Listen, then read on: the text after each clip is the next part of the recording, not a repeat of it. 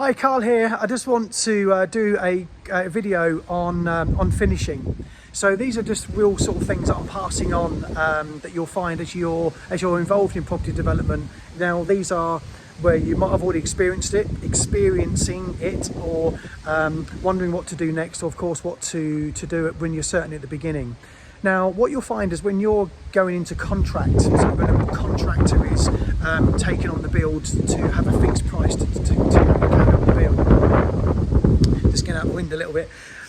What you'll find is that in an ideal world, of course, they're going to want control naturally, and they want to be able to do the build to have the least amount of resistance they can get on with it and get build to program. Of course, what you need to consider is always about the exit. I've done other videos about this as well. It's so important, more now than it ever has been, that the buyers have the best experience, that there's more on the market, depending, it's obviously location driven, but buyers are more informed, they're more inspired by things like Pinterest, Instagram. You know, they're more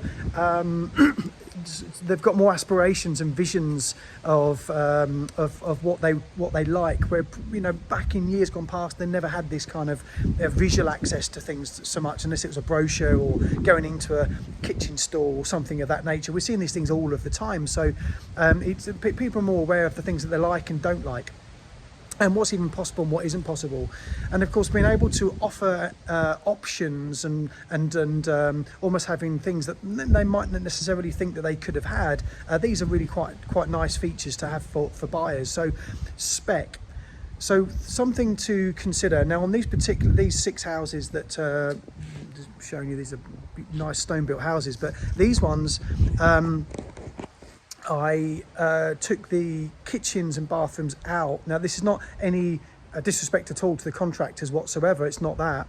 It was just that we hadn't necessarily at the beginning of this build defined specifically what kind of material was going to go in and what exact type of kitchens and bathrooms are going to be going in. So to take them out meant that I could then go and speak to bathroom companies that were local, and also kitchen suppliers and companies locally, which allowed the buyers, if you're looking to sell off plan, to go and then meet the kitchen company and also the bathroom company to sit down and have an element of I wouldn't say bespoke nature, but it is certainly much more of an enriched experience. You know, they can choose the colour of their tiles, whether their taps are going to be black or chrome or nickel or whatever kind of finish that they're looking for. So it really feels much more bespoke. So that kind of works on a more of a smaller scheme. Of course, when you get in a much larger scheme, hundreds of units, that becomes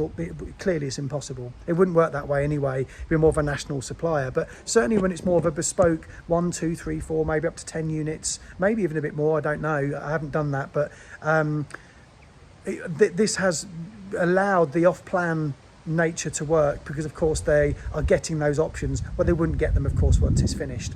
What it also does, it also allows you to be able to really get a good indication, understanding of what buyers want as well, which helps you for your future developments as to what kind of spec they would expect and the kind of thing that they like. So it works for both ways. So I just wanted to pass it on. Bathrooms and kitchens, go and meet up with local companies, go and get a good understanding. They will also design the spec layouts. The reason they work with layouts is, of course, as they speak to buyers for the domestic market all of the time. So they've got you're being able to leverage their experience of what buyers and people want.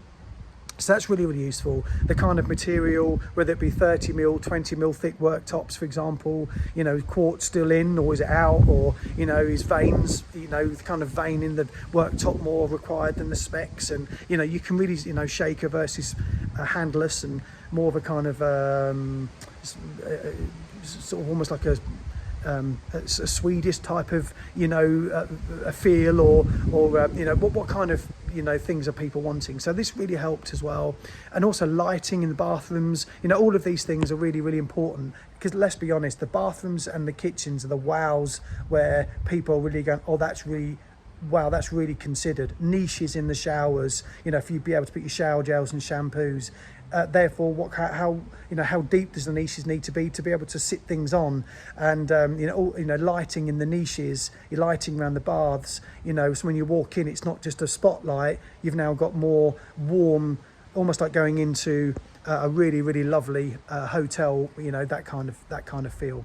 So just consider those things. But as I say, that's really useful. Hopefully, I hope you find that's useful. But going in terms of internal spec, but equally with working with contractors, they can also take all of that on themselves. So this again depends on the contractor.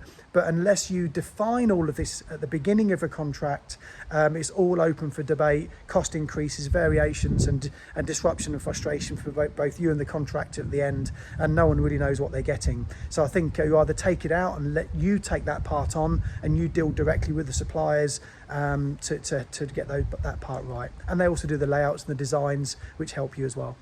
Hope you found that useful. Take care, and I'll keep them coming. Take care.